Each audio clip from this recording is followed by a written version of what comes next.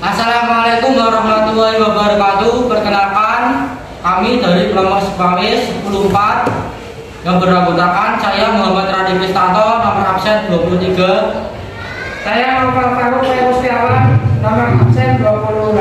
Saya Kaila Noviara ya, nomor absen 13. Saya Tari nomor absen 11. Saya Natasha Ramadhani, nomor absen 27. Saya Rajang Jansa, absen 31. Berikut proyek.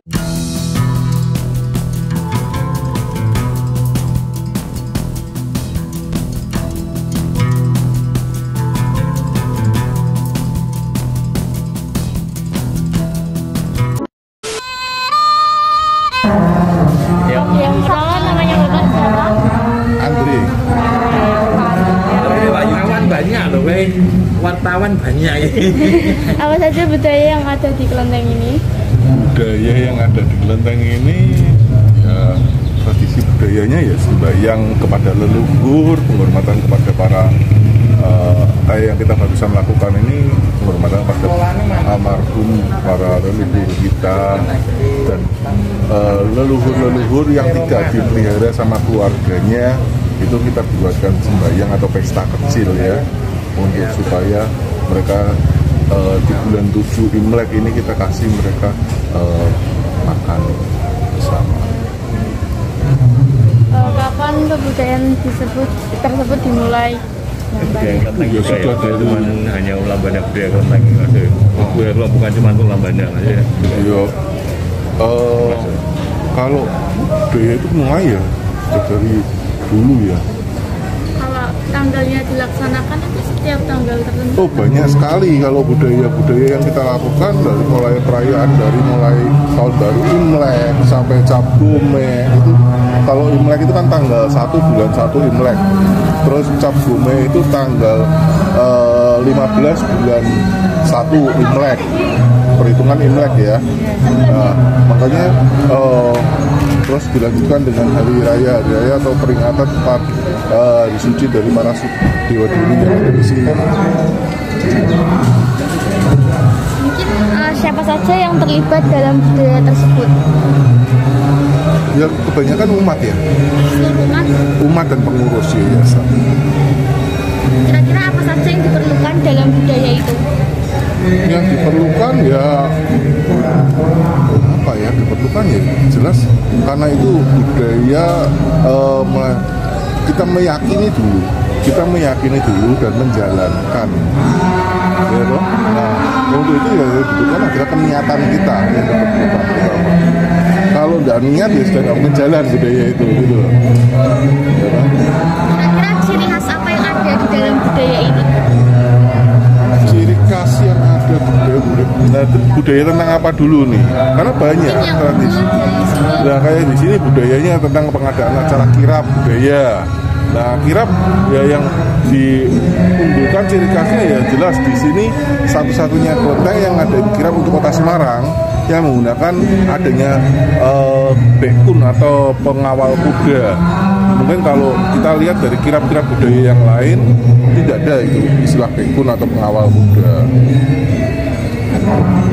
Ciri khasnya seperti itu aja sih. Mungkin diceritakan ada satu akulturasi budaya di kerajaan Chengdu itu kan juga bukan cuma budaya dari Tiongkok tapi juga ada yang di sana ada gamelan, ada pusaka ya seluruh budaya lokal. Kirap itu sebenarnya itu tidak semua orang Tionghoa aja yang terlibat, tapi di situ ada akulturasi.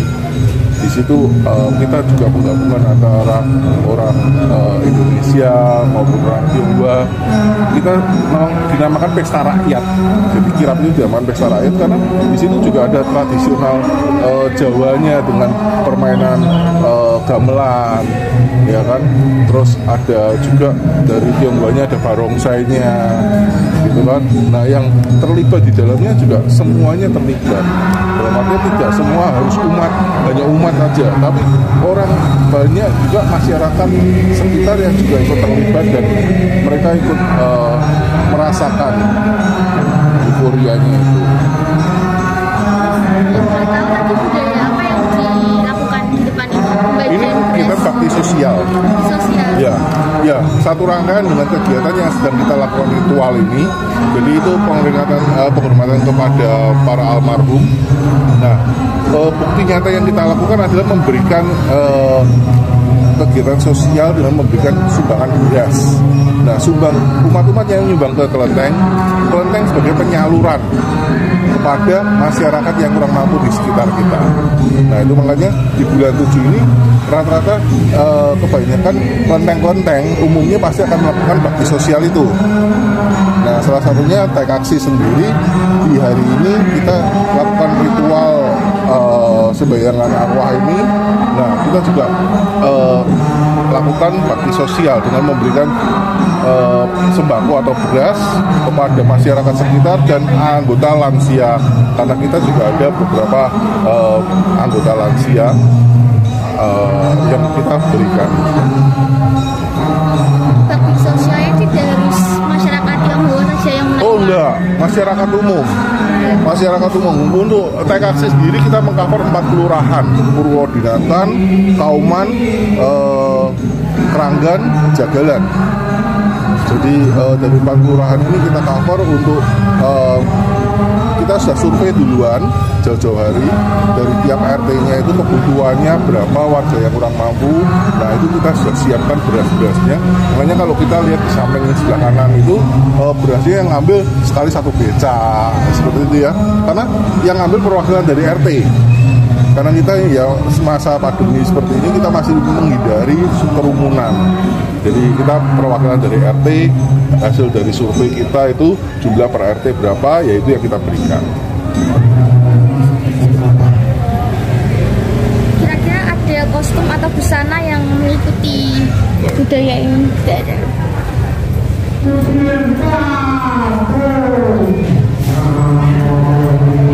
Kira-kira budaya tersebut dilaksanakan harus di kelenteng ini atau ada tempat lain yang bisa melaksanakan? Biasanya kalau untuk budaya yang kita lakukan hari ini ya, itu sembayangan arwah atau sembayangan pada para leluhur almarhum, rata-rata dilakukan di bulan 7 itu ada yang melakukan di rumah masing-masing umat Tionghoa, ada juga yang melakukan di kelenteng. Tapi yang di rumah itu biasanya dibatasi dari tanggal 1 bulan 7 sampai tanggal 15 bulan 7. Setelah tanggal 15 biasanya itu kelenteng yang mengadakan. Nah, makanya kelenteng ini kan kebanyakan orang Tionghoa tidak semua beragama Konghucu atau Buddha. Jadi ada sebagian yang sudah ke agama tetangga kan seperti itu ya. Jadi nah, mereka yang sudah tidak meyakini dengan tradisi-tradisi budaya untuk penghormatan leluhur seperti ini, terus siapa yang ngasih?